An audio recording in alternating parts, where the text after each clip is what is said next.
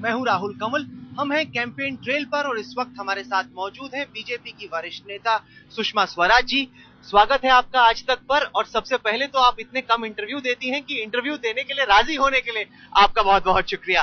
हाल में एक बड़ा विवाद खड़ा हुआ जिसमें कुछ फोन रिकॉर्ड्स जारी किए गए। कहा गया कि अमित शाह ने बगैर परमिशन लिए एक महिला जिसकी शादी नहीं हुई थी उसकी निगरानी रही किसी साहिब के कहने पे। क्या कहना है आपका इसमें? देखिए, कांग्रेस का डर्टी ट्रिक्स डिपार्टमेंट है। जिस समय कांग्रेस बौखलाती है और उसके पास कोई मुद्दा नहीं होता कहने के लिए, तब वो चीजें ढूंढती है, नहीं मिलती तो घड़ती है। और बहुत लोग इस तरह की साजिश के शिकार हो चुके हैं और अब आम जनता भी समझती है कि उनके इस तरह के षड्यंत्र चलेंगे नहीं। अगर मैं मान भी लूं एक मिनट के लिए कि ये साजिश है, राजनीतिक साजिश है, पर हकीकत ये है कि बगैर इजाजत के किसी लड़की का फोन टैप किया गया। लड़कियों से मैंने बात की कई, हमारे न्यूज रूम में, बाहर भी। उन्होंने कहा कि हम बहुत अनकंफर्टेबल हैं एक ऐसी सिचुएशन में जब कोई गृह मंत्री या मुख्यमंत्री किसी महिला पर निगरानी रखे इस तरीके से। नहीं, जो बात आप कह रहे हैं उसमें सबसे पहले तो आप उसको सच मान रहे हैं, तब कह रहे हैं ना। मैं ये कह रही हूँ कि सच नहीं है, ये घड़ी हुई चीजें हैं। पर बीजेपी से भी जो बचाव आया उसमें ये नहीं कहा कि टेप्स गलत है। उन्होंने कहा कि लड़की के पिताजी ने नरेंद्र मोदी को कहा कि लड़की बैड कंपनी में फंस गई है, इस पर आप नजर रखिए। तो बीजेपी भी नहीं कह रही कि ये टेप्स गलत। नहीं, मेरा क्या तो संदर्भ अलग है ना।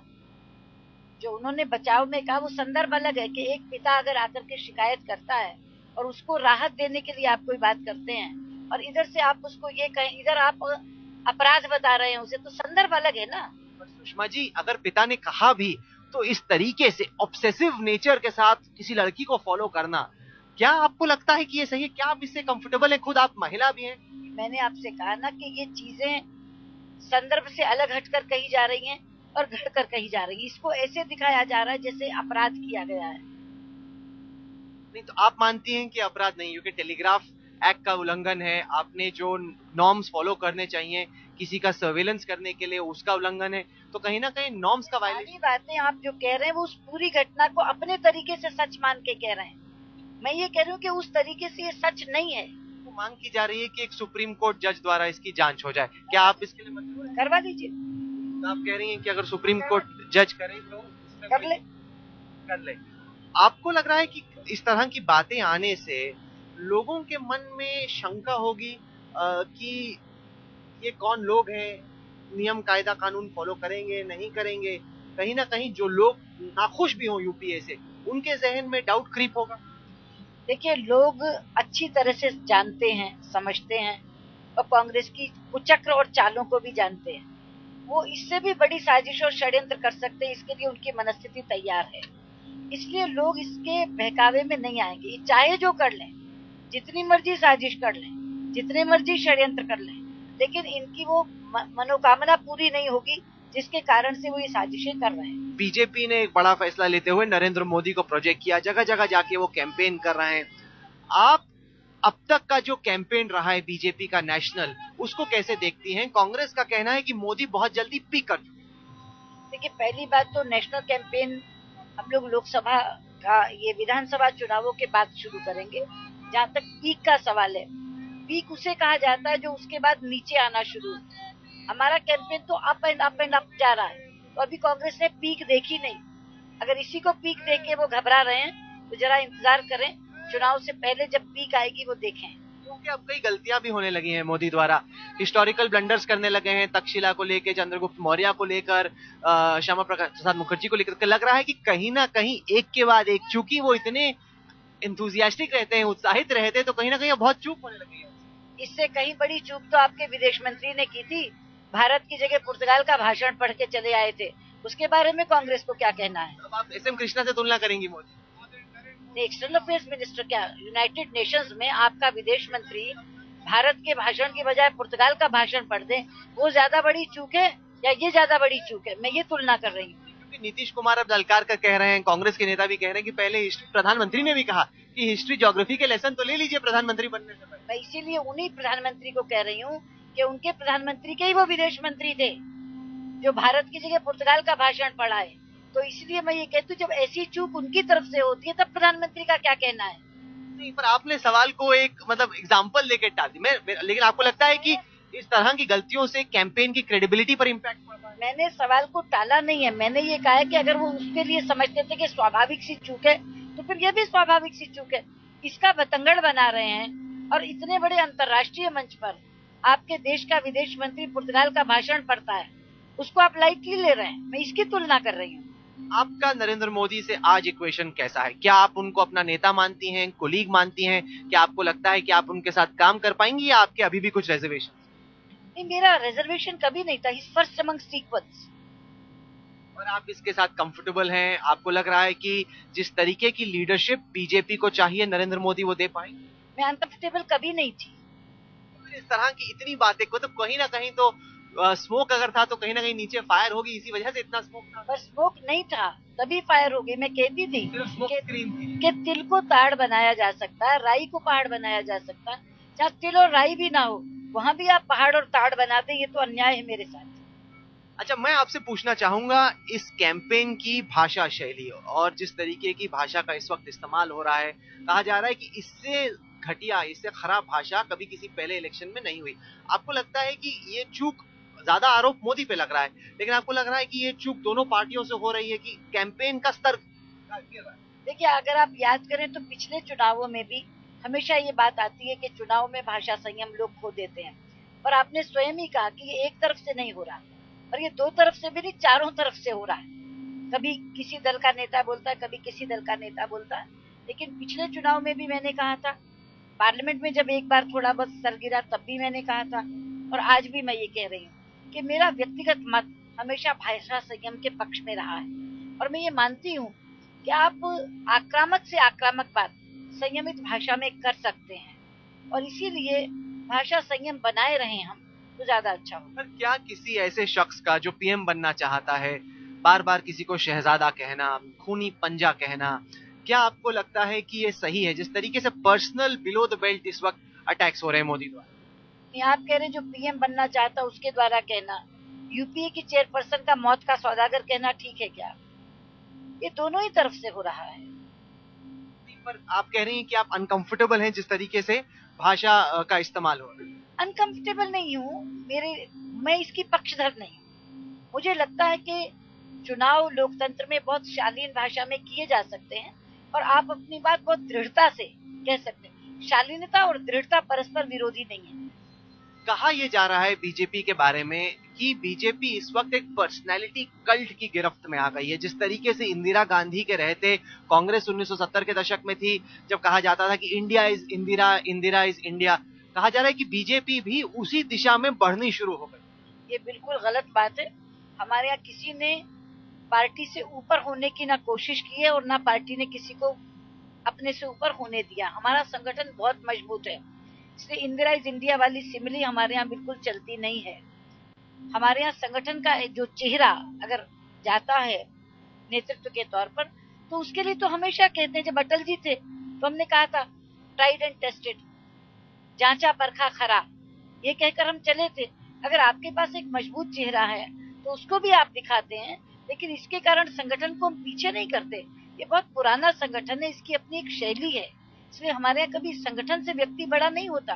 पर आपको नहीं लग रहा कि बीजेपी में सिकोफंसी का एक दौर आ रहा है? आडवाणी जी ने भी अपने ब्लॉग में लिखा कि पर्सनल एजेंडेस पे पार्टी अब चल रही है, संगठन जिस तरीके का पहला हुआ करता था अब उस तरीके का नहीं है। वो एक बड़े हैं, हमारे बुजुर्ग हैं, और उनको अगर कहीं कोई चीज ऐसी दिखती है तो उनका कहना फर्ज है और उसको सुधारना हमारा फर्ज है।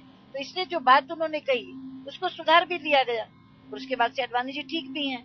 क्या आपको लग रहा है कि 2014 का चुनाव नरेंद्र मोदी की पर्सनैलिटी के इर्द गिर्द आके खड़ा हो गया? लोग या उनको पसंद कर रहे हैं या नापसंद कर रहे हैं।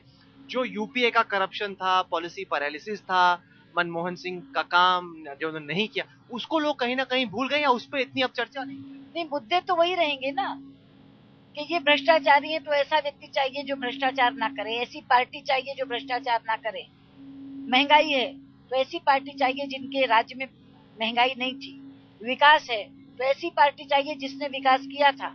एनडीए का पूरा कार्यकाल जब सामने आएगा और उस समय के विकास के मुद्दे बनेंगे।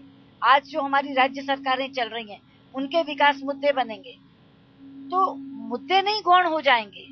पर चर्चा कहाँ हो रही है? आप भी देखिए, मोदी ने ये कहा, पीएम ने ये कहा, उसी पे आपकी चर्चा हो रही है कि यूपीए के इतने सारे स्कैम हुए, जैसे पहले फोकस था अब तो मोदी की पर्सनालिटी पे फोकस है। अभी लोकसभा का चुनाव शुरू कहाँ हुआ है? जब लोकसभा का चुनाव शुरू होगा तो आप देखेंगे कि जो नकारात्मक हवा बनी है, वो नकारात्मक हवा तो कांग्रेस के भ्रष्टाचार, महंगाई और कुशासन के कारण बनी है। जब लोग कहते हैं नॉन गवर्नेंस है, पॉलिसी पैरालिसिस है, तभी तो उन्हें ऐसा व्यक्ति और ऐसी पार्टी चाहिए जो पॉलिसी पैरालिसिस ना करे। तो ये मुद्दे बनेंगे और उसकी तुलना में भारतीय जनता पार्टी विकल्प बनेगी, तभी तो हमको वोट मिलेगा। तो ये मुद्दे गौण नहीं होंगे। आप लोकसभा का चुनाव आने दीजिए, उस लोकसभा चुनाव में प्रचार के मुद्दे यही होंगे, महंगाई, भ्रष्टाचार और यूपीए का कुशासन। कांग्रेस का कहना है कि बीजेपी फेंकू पार्टी है, वो इस तरीके से सपने दिखा रही है अलग अलग चीजें कह के, जो कि गुजरात का वो एग्जाम्पल देते हैं कि वहां पे अगर आप हकीकत में आंकड़े देखें, सोशल आंकड़े, इकोनॉमिक आंकड़े, तो इतनी रोजी पिक्चर नहीं है जितनी कि वो दिखाने की कोशिश करते हैं। राहुल जमीन की बात करते हैं, गरीबों की बात करते हैं, बीजेपी एक कॉर्पोरेट एसी पार्टी। 32 रुपया कमाने वाला शहर में और 28 रुपया कमाने वाला देहात में कांग्रेस की निगाह में अमीर हो चुका है। कौन से गरीब की बात करते हैं राहुल गांधी? ये उनकी अपनी पार्टी ने कहा है कि अगर एक व्यक्ति शहर में 32 रुपया खर्च कर सकता है अपने पर, तो वो गरीबी की रेखा लांघ गया। 28 रुपया देहात में अगर अपने पर खर्च कर सकता है तो गरीबी की रेखा लांघ गया। तो इसका मतलब है 960 रुपया महीने का शहर में कमाने वाला और 840 रुपया देहात में कमाने वाला व्यक्ति कांग्रेस पार्टी की निगाह में अमीर है। और आपको लगता है, गरीब की बात करते हैं वो? आपको लगता है ये जो इमेज बन रही है कि मोदी कॉर्पोरेट्स के पक्ष में बहुत रहते हैं, राहुल गांधी केवल और केवल गरीबों की, आदिवासियों की बात करते हैं, कहीं ना कहीं राहुल ने जो अपनी इमेज बनाई है वो उस तरीके की बनाई है, प्रो पुअर। ये इमेज उनकी अपनी निगाह में बनी होगी। ये जो भारतीय जनता पार्टी को वो दिखाना चाहते हैं कि अमीरों की पार्टी है या गरीबों की पार्टी नहीं है, हमारे शासित राज्यों में जाकर देखिए, पूरी की पूरी धारणा बदल चुकी है। आम आदमी से पूछिएगा, आम जनता से पूछिएगा, तो वो बताएंगे कि भारतीय जनता पार्टी ने, मैं शासन की बात कर रही हूँ, केवल वायदों की बात नहीं कर रही, कि उन्होंने कितना गरीबों के उन्मुख होकर के शासन चलाया है। चलिए, वक्त हो चला है एक छोटे से ब्रेक का। ब्रेक के बाद लौटेंगे और सुषमा जी से जानेंगे कि क्या बीजेपी के पास चुनाव से पहले या चुनाव के बाद एलाइज आएंगे, क्या एनडीए एक बार फिर से मजबूत होगा, या इस बार बीजेपी को एकला चलो की ही रणनीति अपनानी पड़ेगी। क्या स्कोर लाइन होगा जो आपको लगता है कि बीजेपी को एक बहुत स्ट्रांग पोजीशन में खड़ा करेगा? देखिए, बहुत महत्वपूर्ण इसलिए है कि चारों राज्य ऐसे हैं जिनमें दो तो अभी भी हमारे पास है, दो कभी ना कभी हमारे पास रहे हैं, और ये राज्य ऐसे हैं जहां थर्ड फोर्स नहीं है। डायरेक्ट लड़ाई है बीजेपी और कांग्रेस के बीच में, इसलिए स्कोरिंग तो यही है कि 4 में से 4, और मुझे ये लगता है कि हम 4 में से 4 जीतेंगे। मिजोरम तो हमारा जनाधार नहीं है, तो वो तो कांग्रेस के खाते में जाएगा। पर सवाल फिर से उठते हैं व्यक्तित्व पर, पर्सनैलिटी पर, और नरेंद्र मोदी की पर्सनैलिटी ऐसी है कि वो हमेशा एकला चलते हैं। जब गुजरात में भी बाकी लीडर्स को दरकिनार कर दिया गया, तो ऐसे में नवीन पटनायक को, ममता बनर्जी को, मायावती को ये चिंता होगी कि हम कैसे एक तानाशाह के साथ या किसी ऐसे शख्स के साथ काम करें जो अपनी पर्सनैलिटी बाकियों पर हावी करे। कि पहले तो इस शब्द पर मुझे आपत्ति है जो आपने तानाशाह का, वो कहा जाता है, मेरी सोच नहीं है, लेकिन ये उनपे आरोप करता है। ये परसेप्शन गलत है। तानाशाह कभी 3-3 बार चुनाव जीत कर नहीं आता। तानाशाह ऐसी सरकार नहीं चलाता कि जनता उसको पसंद करे और 3 बार उसको चुनाव में जिता करके भेजे। तो ये शब्द अपने आप में आपत्तिजनक है। और जहां तक आपने कहा कि सबको दरकिनार करके इतना बड़ा संगठन गुजरात का चुनाव लड़ता है, वो नेतृत्व देते हैं, लेकिन गुजरात का संगठन चुनाव लड़ता है, तो ये कहना कि इसलिए लोग साथ नहीं आएंगे, ये गलत है। और ये हाइपोथेटिकल सवाल है। एक बार चुनाव हो जाने दीजिए, उसके बाद असलियत सामने आएगी। हर चीज की कल्पना आज कर लेना गलत होगा। हमने दिग्विजय सिंह का इंटरव्यू किया, उन्होंने कहा कि बीजेपी का डर्टी ट्रिक्स डिपार्टमेंट ओवरटाइम काम कर रहा है, कि जब राहुल गांधी की रैली होती है तो आप वहां पे भीड़ भेज देते हैं ताकि लोग जैसी राहुल बोलने के लिए तैयार हो वहां से चलने लगे। माहौल खराब करने की कोशिश बीजेपी कर रही है। बीजेपी का तो डर्टी ट्रिक्स डिपार्टमेंट कभी होता ही नहीं है। काम करने की तो तब सवाल हो कि कोई डिपार्टमेंट हो, ये काम तो वही लोग करते हैं।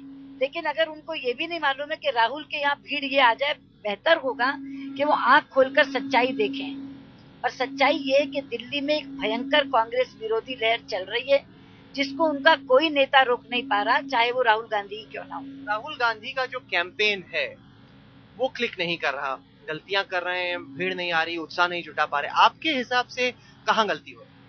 देखिए, गलती सबसे बड़ी ये है कि राहुल गांधी नेतृत्व की क्षमता नहीं दिखा पा रहे।